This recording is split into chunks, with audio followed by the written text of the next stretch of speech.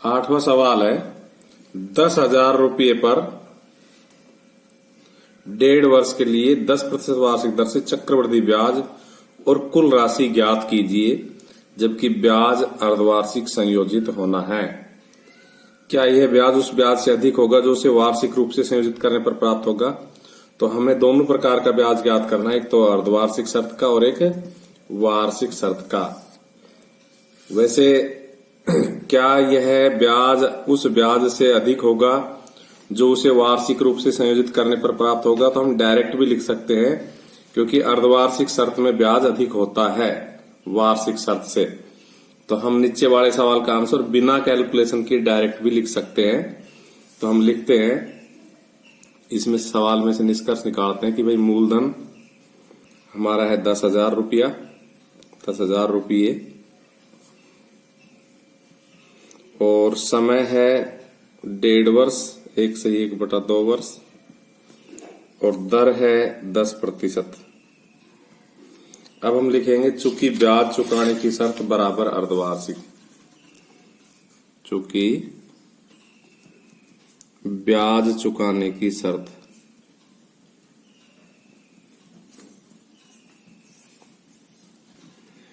बराबर अर्धवार्षिक। जब ब्याज चुकाने की शर्त अर्धवार्षिक होती है तो हम समय को दुगुना कर देते हैं, तो 1.5 का दुगुना हो जाएगा 3 अर्धवर्ष, और दर को आधी कर देते हैं 5% अर्धवार्षिक। तो हमसे क्या पूछा गया है? हमसे पूछा गया है चक्रवृद्धि ब्याज और कुल राशि ज्ञात कीजिए। लिखेंगे आता है कुल राशि। पहले कुल राशि निकालेंगे क्योंकि उसका सूत्र छोटा है। ए बराबर मूलधन इंटू 1 प्लस दर बटा 100 की पावर समय। इसमें मान रख देंगे। तो मूलधन का मान है हमारा 10,000 रुपये, 1 प्लस दर का मान है 5, दर का मान है 5। वो दर काम में नहीं लेनी क्योंकि ये कंडीशन के बाद ये दर आ जाती है और कंडीशन के बाद ये समय आ जाता है, तो पावर 3। 10,000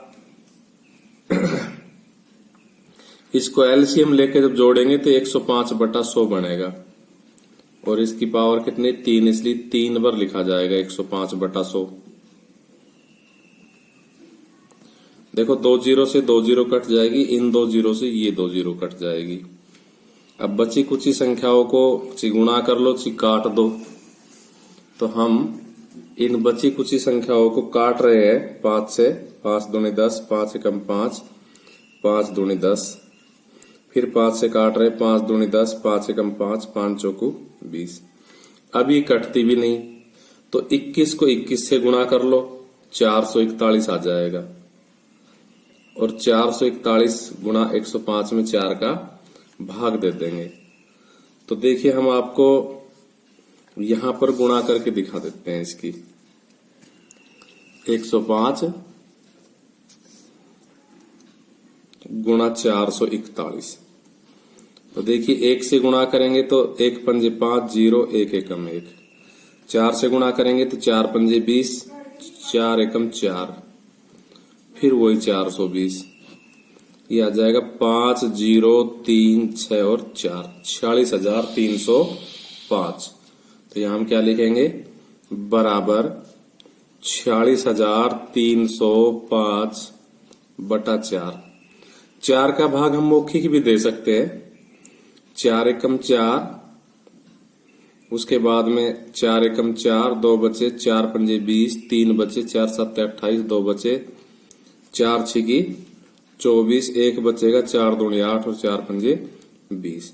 तो इस प्रकार से कुल राशि आ गई 11,576 रुपये 25 पैसे। लिखेंगे तथा चक्रवृद्धि ब्याज कंपाउंड इंटरेस्ट। तो अगर हम कुल राशि में से 11,576.25 में से और अपना मूलधन घटा देंगे, 10,000 रुपये घटा देंगे, तो हमारी कुल राशि वो चक्रवृद्धि ब्याज आ जाएगा कितना 1576.25 रुपये। तो देखो उसने हमसे पहले पूछा चक्रवर्ती ब्याज ज्ञात करो, तो हमने चक्रवर्ती ब्याज ज्ञात कर दिया। फिर कहा कुल राशि ज्ञात करो, तो हमने कुल राशि ज्ञात कर दी। फिर उसने कहा कि क्या यह ब्याज वार्षिक शर्त से अधिक होगा, तो हम लिखेंगे हाँ, यह ब्याज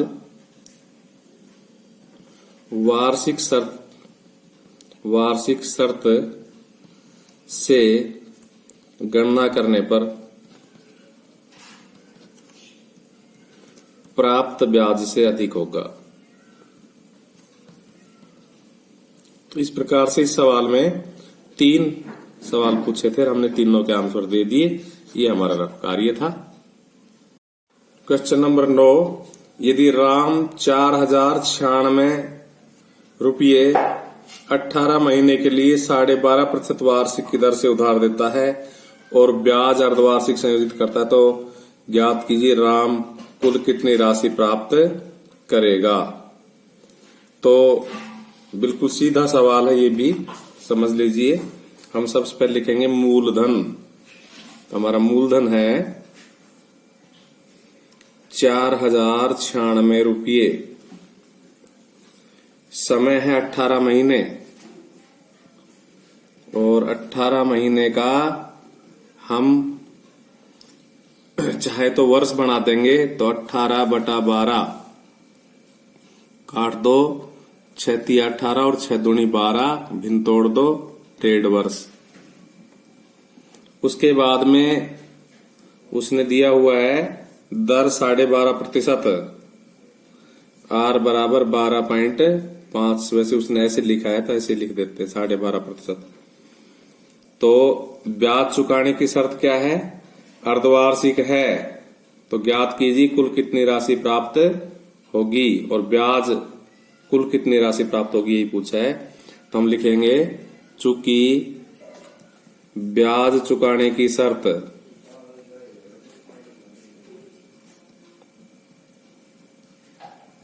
बराबर अर्धवार्षिक। जब ब्याज चुकाने की शर्त अर्धवार्षिक होती है तो समय दुगुना हो जाता है, तो 1.5 का दुगुना 3 अर्धवर्ष,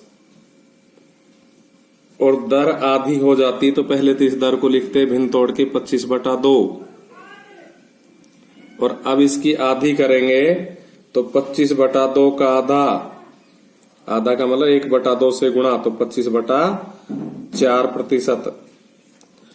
और अब हम सवाल में फॉर्मूला लगा देंगे, लिखेंगे अतः कुल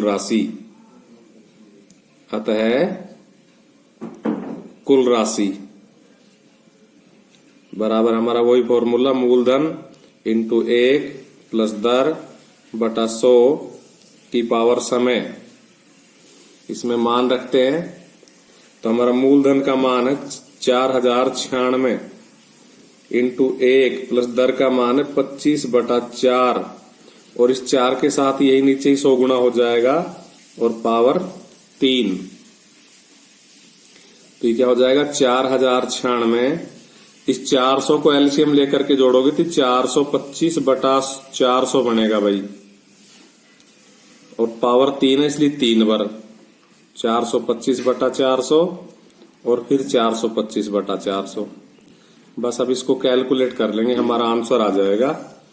तो देखो हम इसको सबसे पहले 25 से काट रहे हैं, 25 एकम 25, और यहां से हमारे पास बचेंगे 17, तो 25 × 7 = 175, 25 एकम 25 और 25 × 6 = 150।